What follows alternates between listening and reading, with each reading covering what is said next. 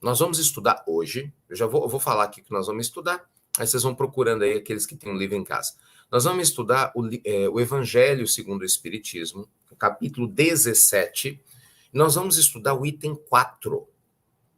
O nome do item 4 é Os Bons Espíritas, mas eu vou contextualizar, mas na realidade, esse item 4, ele se refere a qualquer cristão, qualquer ser humano de bem, né? Independente de ser espírita, mas qualquer ser humano de bem, ele é maravilhoso, vai nos inspirar demais. Então procure 17, item 4. Legal? Olha só que texto maravilhoso pra gente. Olha que beleza de texto do nosso amado Evangelho. Os bons espíritas. Lembrando, contexto do Evangelho segundo o Espiritismo, naturalmente ele foi escrito inicialmente para os espíritas, mas hoje, como os grandes livros sagrados, ele serve para todos nós. Por exemplo, quando eu leio para vocês o Dhammapada, que é o livro sagrado do budismo, ele foi escrito inicialmente para os budistas, mas ele serve para todos nós, né? Para você que lê um livro sagrado, por exemplo, para o nível de autoconhecimento bíblico, né, que se refere aos cristãos tradicionais, ele serve para todos aqueles que não são cristãos. Se você vai ler o Alcorão, ele também serve para todos aqueles que não são necessariamente muçulmanos. Então, a mesma coisa o Evangelho. Então, aqui, os bons espíritas, mas você pode naturalmente substituir o título pelo os bons cristãos ou os bons seres humanos, né? Eu te diria até mais do que cristãos, porque tem muita gente muito boa que não acredita em Cristo, não conhece, mas é um excelente ser humano também e merece amor, carinho e respeito. Então, bora lá.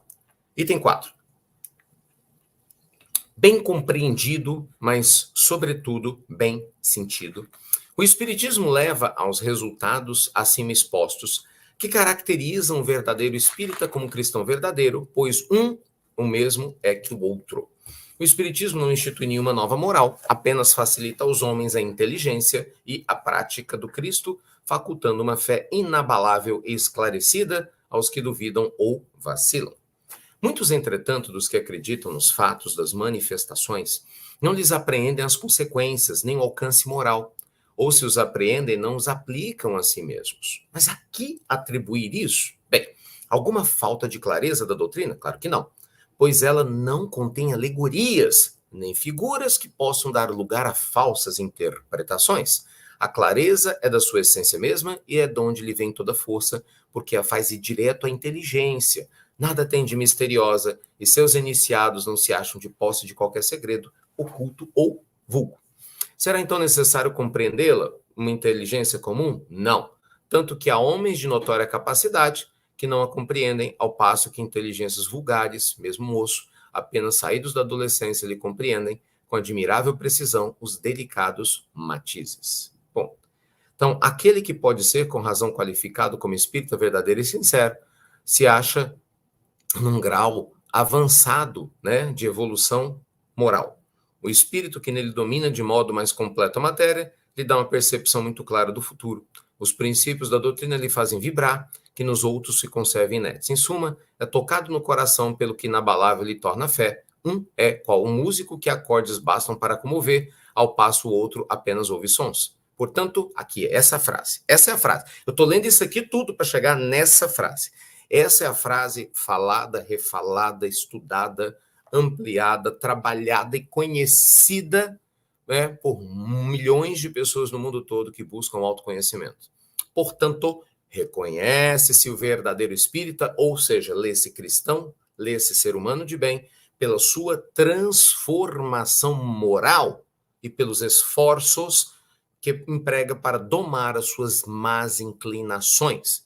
Enquanto um se contenta com o horizonte limitado, o outro, que apreende alguma coisa de melhor, se esforça por se desligar dele e sempre o consegue, se tem firme a sua vontade.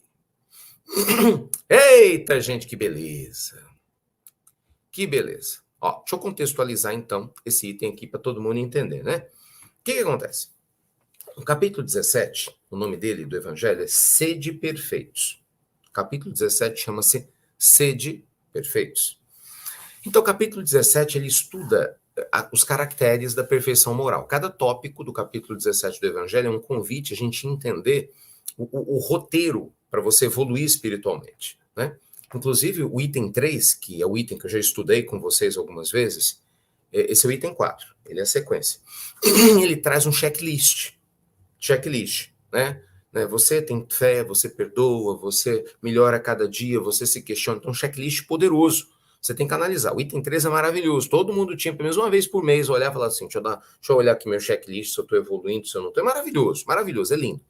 E aí o item 4, ele continua o item 3. Por isso que o item 4, que eu li agora, ele faz uma continuação do item 3. Ele faz referência ao item 3.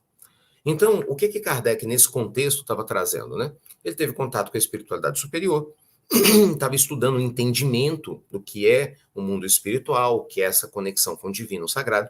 Então, ele escreve esse tópico voltado para o público espírita, porque era o público espírita que estava lendo o livro, né? Ou pelo menos quem queria ser espírita, entender mais o espiritismo. Mas é lógico que essa acepção, essa significação, ela é mais ampla e ela alcança, balizam, independente da sua religião.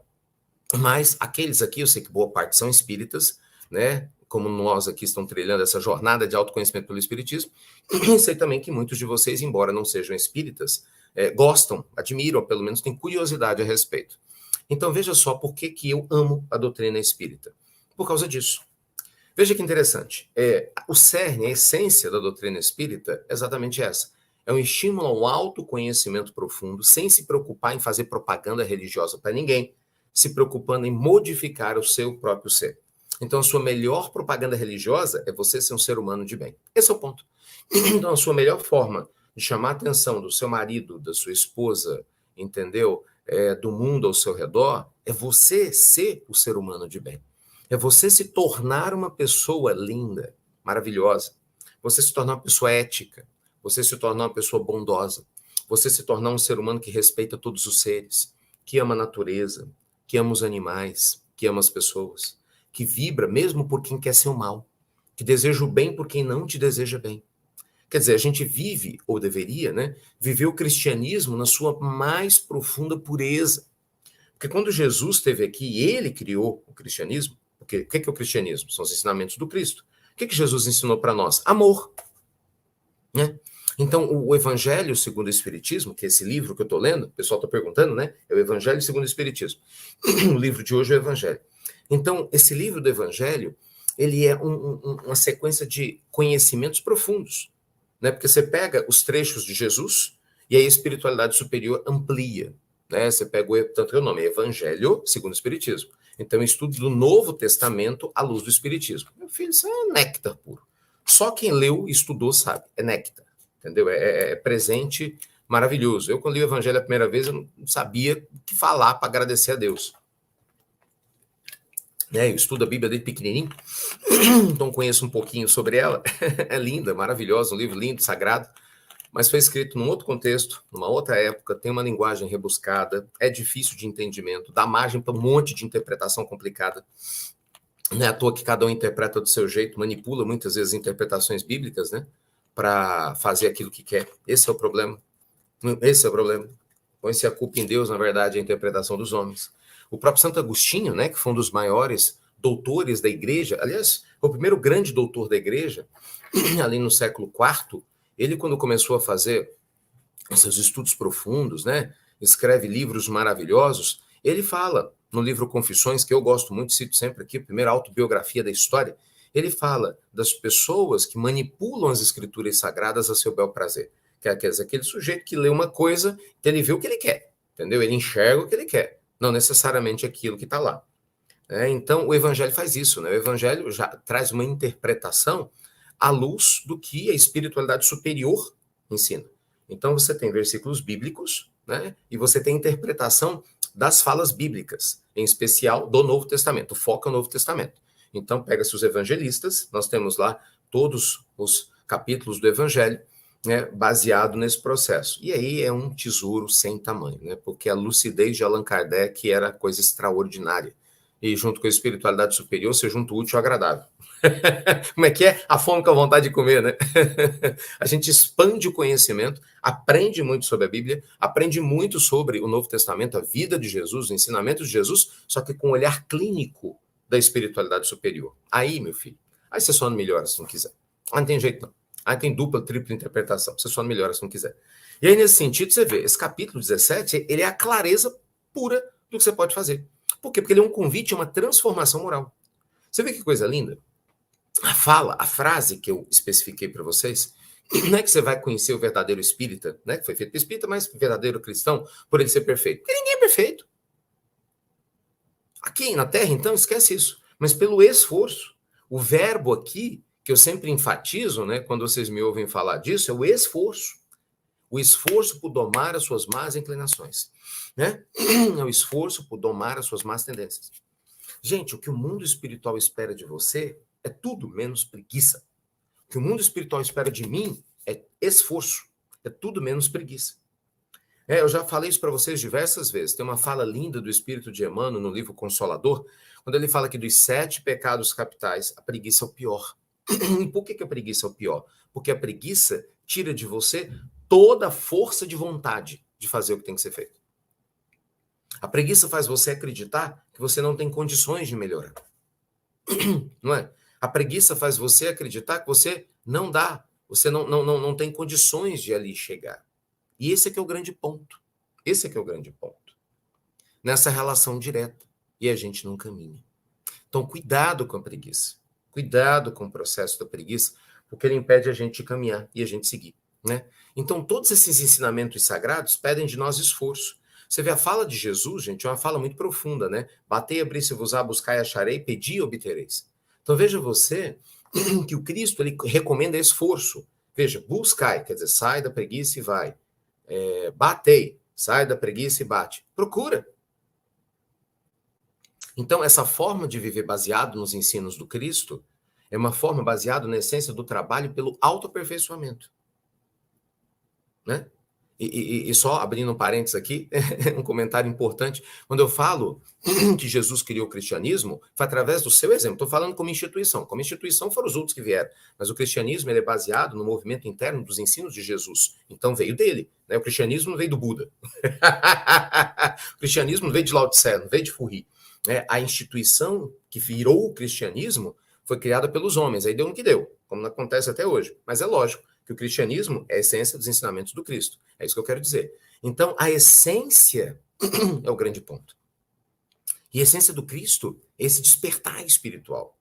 Gente, por isso que eu acho muito lindo, entendeu? Porque Jesus, de maneira muito, muito plácida, ele não faz exigências gigantescas para que a gente faça assim, ó. Pum.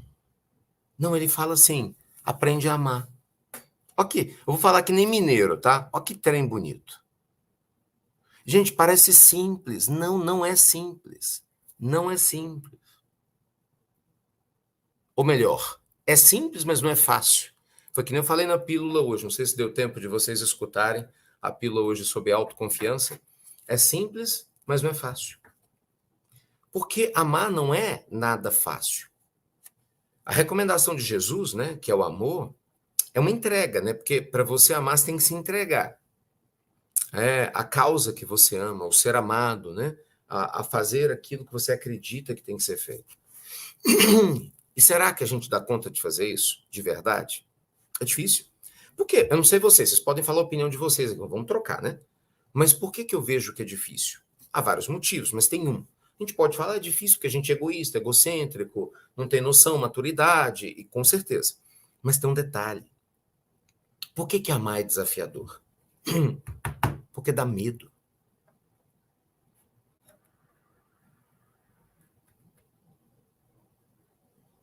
Medo, Ricardo? Uhum. Gente, quando você ama de verdade, muitas vezes o amor, que ele ainda não é tão puro, lembra, nós estamos na Terra, ele vem com medo. Você passa a ter medo de perder o ser amado. Muitas pessoas, eu amo meus animais, aí tem medo de perder. Eu amo meu filho, meu Deus, se eu perder meu filho, que vai ser de mim. Eu amo minha esposa, meu marido, meu Deus, se eu perder meu marido, minha esposa, que vai ser de mim. Eu amo minha mãe, meu pai, meu Deus, medo. Então, muitas pessoas associam o medo ao amor. Só que isso não é real, tá? Mas é o que está na mente humana. Então, muita gente bloqueia a sua capacidade de amar pelo medo. Medo de decepcionar, o medo de ser julgado, o medo de não agradar. Então, muita gente se bloqueia. Aí a pessoa não ama pelo medo de sofrer. Então, você vê muita gente que se fecha, principalmente se a pessoa teve um relacionamento no passado, né? Ou algum tipo de experiência que fez ela sentir muita dor por causa de alguém que ela amou, independente do motivo, né? Fulano me decepcionou, Beltrano brigou comigo, ou alguém desencarnou e eu amava muito, né? Muitas vezes a pessoa ela experimentou um sentimento muito forte, né? De rejeição, de medo, de dor, de sofrimento. Se ela associou isso ao amor, ela bloqueia, faz pum. Então, ela não se dedica. Pelo medo. Só que exatamente, gente, o medo é que é o contrário do amor. A gente fala assim, o contrário do amor é o ódio. Não é. Muita gente fala também, o contrário do amor é a indiferença. O contrário do amor é o medo. Por isso que o medo não pode estar atrelado à nossa capacidade de amar. Porque o amor, ele te conecta. O medo te desconecta. O amor, ele te dá esperança. O medo te traz medo. Você está com falta de esperança. O amor te traz leveza. O medo te traz peso. Então, quando a gente ama o autoconhecimento, quando a gente ama a nossa vontade de despertar, você se esforça para seguir adiante. Você sabe que errar faz parte do processo, não é? A gente vai errar. Gente, quando você vai aprender a falar qualquer idioma, você erra a pronúncia, não é? Se você vai aprender... Não, vamos, idioma andar. Outro dia a gente estava aprendendo a andar. Você nasceu, reencarnou, está aprendendo a andar. Né? Engatinhava, caía, tropeçava. Mas você parou? Não parou. Aí tá aí andando, vai para um lado, vai para o outro. Não é assim? A gente não está aqui falando? Então, quando a gente aprende a superar o medo pelo desejo de progredir,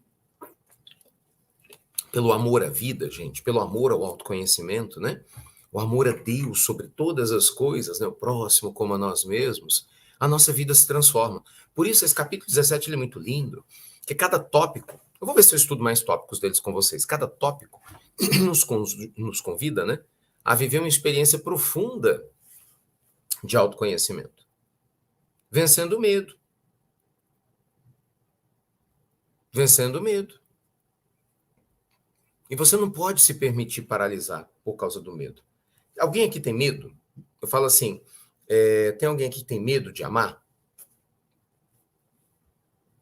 Porque se você tem medo de amar, você faz tudo pela metade. Às vezes nem faz, né? Tem gente que faz assim, não vou me dedicar não, porque fulano vai me decepcionar.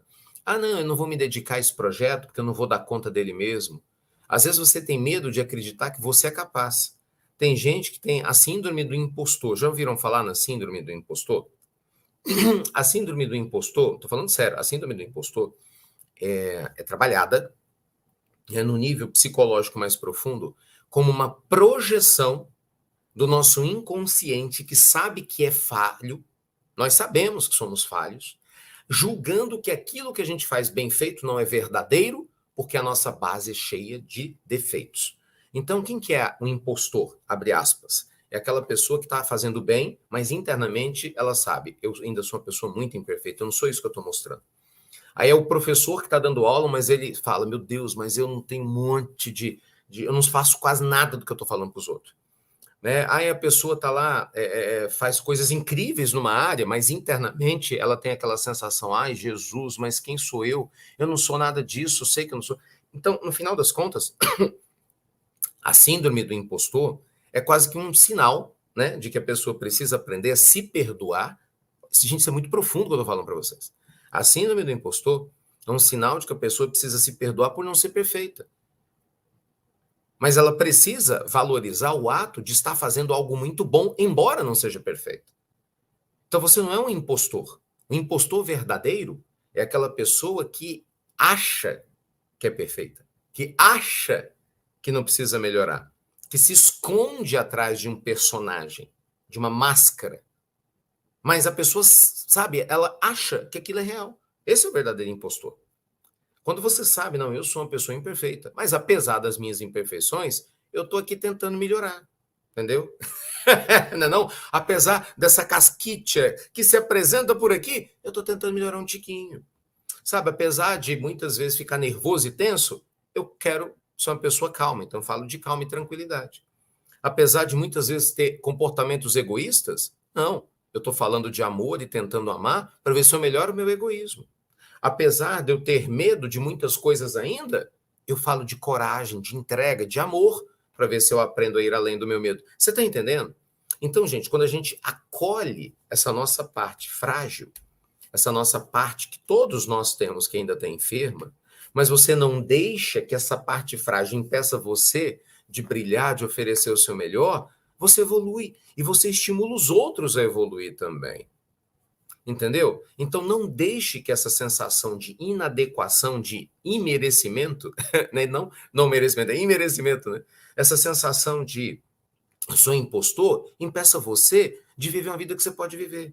Por isso que eu amo essa parte do Evangelho. Vamos voltar nela aqui, ó. Parte do Evangelho, ó. Evangelho, segundo o Espiritismo, item 17, capítulo 17, item 4. Reconhece-se o verdadeiro espírita pela transformação moral e os esforços que emprega para domar suas más inclinações. É esforço. Esforço. Por quê, gente? Porque a gente erra. Você entendeu? Mas se você está esforçando, mas se você realmente está fazendo o que tem que ser feito, meu filho, graças a Deus. Você fala assim, Ricardo, eu não dou conta, Ricardo. Parte de mim está aqui falando de fé, mas na hora que acontece um problema ali fora, minha fé vai embora. Brincadeira boba. Você não pode ser uma mulher bully, uma mulher de pouca fé. Aí, Salnara, não vale, Salnara. Um homem bully, um homem de pouca fé. Não pode, não pode. Mas nós somos ainda. Eu vou fazer o quê? Vou fazer o quê? Você vai deixar de amar porque você não é perfeito no amor? Você vai deixar de se esforçar para fazer uma comidinha porque a sua comida não é perfeita, não ganhou o prêmio do MasterChef? Não faz sentido. Então, gente, a gente progride vivendo e a gente vive progredindo. Então, o esforço, ele é importante. Por isso que preguiça, voltando na fala de Emmanuel, é perigosíssimo. Porque quando você sente preguiça, ela te trava de melhorar. Porque você busca a perfeição. Tem gente que fala, quando eu for perfeito, eu amo. Então você não vai amar nunca. Né? Ah, não, quando eu for perfeito, eu faço. Não faça isso. Eu fico vendo, por exemplo, assim, eu estimulo os meus alunos do coach financeiro, eu sempre estimulo eles a investir. Quem é meu aluno aqui sabe disso. A pessoa às vezes chega lá no coach financeiro do zero, né? Ou chega com dívida, ou até tem dinheiro, mas só põe dinheiro em poupança, investe, não vou dizer tudo errado, mas quase sempre, no início pelo menos, né? Porque a gente não aprende essas coisas na escola. Aí começa a estudar e coisa e tal, e fica naquela coisa. Não, mas quando eu tiver dinheiro, eu invisto. Mas quando eu tiver... Para que você escolhe. Quando você tiver, não. Você vai pegar, eu falo, olha, você compra, você pega R$100, você vai lá, você compra a cota de um fundo imobiliário, pelo menos uma, pra você receber logo dividendo, pra você saber como é que é. Por quê? Porque se você sente a sensação de estar recebendo provento todo mês, essa sensação toma conta de você. Eu ainda falo, às vezes você vai receber centavos, literalmente centavos, né? Porque é pouco dinheiro, centavos. Mas a sensação de receber ao invés de pagar muda. O que acontece? Alguns levam a sério, outros nem tanto. Quem leva, compra lá uma cotinha. Às vezes está devendo, está com problema. É simbólico isso. Mas quando eu celebro lá com a galera, todo dia das aulas de suporte, por 9 horas, quem é que recebe dividendo e tal? E não começa, recebe X, Y, Z. Aí tem gente que hoje está recebendo muito, né? Começou o curso lá atrás, então graças a Deus está recebendo muito. Mas a pessoa começou onde? Nos centavos. Ela começou lá atrás. Tem gente que está com a gente há 3, 4, 5 anos, começou lá atrás. Estava devendo, mas deu o primeiro passo, deu o segundo, deu o terceiro. Ou seja, apesar do medo, apesar do receio, não deixou de agir. Aí hoje tem uma situação financeira melhor, porque começou lá atrás. Entende? É isso. É isso. Entendeu? Você não pode deixar que o medo te trave. Então, veja, isso vale para a parte financeira. Porque você tem uma situação próspera hoje, se você fizer ontem. Não é da noite para o dia. Entende? Vamos lá. Vamos trazer isso para o relacionamento. Mesma coisa, mesma coisa. Né? Já que estou falando aqui do coach financeiro, deixa eu falar da Vida Quântica também. Vida Quântica é outro projeto nosso lindo, maravilhoso. Aí a base do Vida Quântica é a cocriação. A base do Vida Quântica é você é um co-criador, você junto com Deus, junto com a lei divina, cria, né, na lei da atração a vida que você quer. E é espetacular, porque cria mesmo, né? Nós damos lá o roteiro todo mastigado, é impressionante como isso funciona, as metas que acontecem, incrível, só quem faz sabe, né? Mas um ponto a pessoa tem que começar. Aí muita gente começa muitas vezes pensando assim, pô, mas será que eu posso co-criar mesmo? Será que Deus me dá esse direito de poder melhorar existencialmente? Será que realmente eu dou conta de poder atrair a vida que eu quero? Gente, é incrível como as crenças limitantes que a gente carrega bloqueiam a gente. É incrível. É incrível. É incrível. É incrível como muita gente fala, eu não mereço. Imagina, eu vou co-criar, eu vou atrair um relacionamento saudável. Não. eu vou atrair uma saúde legal? Não, eu quero, mas eu vou atrair, eu não mereço. Então, muitas vezes, a nossa mente bloqueia. E aí eu vejo o movimento, né, de muita gente para poder sair deste bloqueio para chegar aonde deseja. É quebra. E assim vai para a vida. Né? Eu estou falando dos alunos porque eu acompanho, né? Que eu vejo as histórias e tal, a gente conhece de perto. Mas isso é da vida, isso é qualquer coisa. Você concorda? Qualquer coisa. Olha para o seu lado, olha para o seu filho, para sua filha, olha para o seu marido, para sua esposa, entendeu? Olha para os seus amigos no seu trabalho. Todos nós, quando queremos a perfeição para começar a agir, não age. Por isso que eu falo, isso é desculpa de preguiçoso. Gente, ó, uma fala maravilhosa de Francisco de Assis. Lembrei dela ontem aqui no Mastermind. Ontem. Olha que lindo isso, hein? Nós estamos aqui falando de investimentos avançados e negócios. E ainda assim a gente está falando de Francisco de Assis. Você começa fazendo o que você dá conta. Um dia você acorda fazendo além do que imaginava e de repente você faz o impossível. Fala de Francisco Bernardone, Giovanni Bernardone, né? Nosso Francisco de Assis. Falava isso no século XII. Ali nos idos do 12 e 13. Então veja você, não deixe o medo paralisar você. Entende? O que o Evangelho está dizendo para nós é que o esforço, gente, para a gente domar as más inclinações, é que vai nos ajudar. Então, assim, entende? Mesmo com imperfeição, siga. Mesmo sem fazer tudo perfeito, faça. Mesmo que você não saiba fazer todas as coisas, né, 100% certinhas, tenta, mas não desista de você. Sabe, não desista de fazer o seu melhor. É essa a mensagem do Evangelho hoje. Não é? Não desista de despertar espiritualmente para o ser humano incrível que você pode ser e que vai se tornar. Lindo demais, né? Eita, esse evangelho é maravilhoso. Sabe por que eu acho lindo isso? Porque tira a gente do imobilismo. Tira a gente da preguiça, não é? Tira a gente do imobilismo. Então, ó, espero que hoje você brilhe por onde você passar e não tenha medo de amar, não tenha medo de fazer o seu melhor. Onde isso importa? No seu trabalho, na sua família, no seu relacionamento. Ah, mas fulano, esquece fulano. Você vai fazer sua parte. Você vai deixar a sua luz brilhar. Você entendeu? Ah, a pessoa vai reconhecer, não vai. Gente, isso é entre ela e Deus. Mas você fazer ou não, entre ela e você. Então, sua consciência e você, né? Então, esse aqui é o grande ponto. E muitas vezes a gente acaba se esquecendo, né? Desse processo. Pode não!